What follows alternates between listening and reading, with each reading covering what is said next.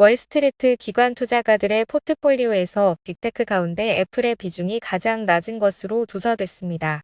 지난 4년 동안은 마이크로소프트가 가장 저매수된 종목이었지만 올 2분기를 기점으로 애플이 그 자리를 대신한 것으로 나타났습니다. 현지 시간 23일 CNBC에 따르면 모건 스탠리 애널리스트 에릭 오드링은 이날 분석 보고서에서 애플이 현재 기관 투자자들 사이에서 빅테크 종목으로는 가장 비중이 낮다고 밝혔습니다. 오드링은 애플은 현재 2008년 이후 기관 사이에서 가장 저매수된 종목이라고 덧붙였습니다.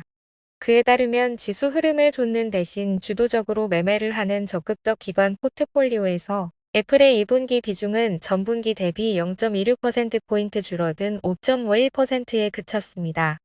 그러나 이 기간 시장 수익률 지표인 스탠더드 앤드 푸어스 500 지수에서 애플이 차지하는 비중은 외려 0.65%포인트 상승한 7.72%를 기록했습니다.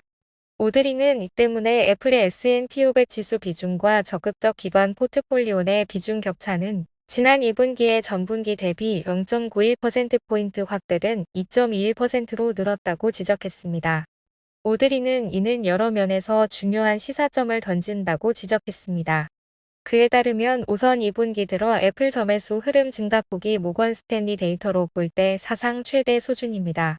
또 애플이 2008년 이후 15년 만에 가장 저매수된 종목이 됐다는 점도 중요하다고 그는 지적했습니다. 아울러 애플이 대형 기술주 가운데 MS를 제치고 가장 저매수된 종목이 됐다는 점 역시 시사점이 크다고 오드링은 강조했습니다. 기관들의 저매수는 애플이 고평가됐다는 판단에 따른 것입니다. 올 들어 주가가 40% 가까이 급등하면서 애플 주가가 실적에 비해 과대 포장돼 있다는 판단을 기관들이 내리면서 비중을 줄인 것으로 보입니다. 모건 스탠리에 따르면 실제로 올해 인공지능 붐 속에 주가가 폭등한 MS, 엔비디아, 아마존, 알파벳 등이 애플과 함께 기관 투자가들의 비중 축소 목록에 포함돼 있습니다. 이들 대형 기술주는 가장 크게 비중이 축소된 종목들입니다.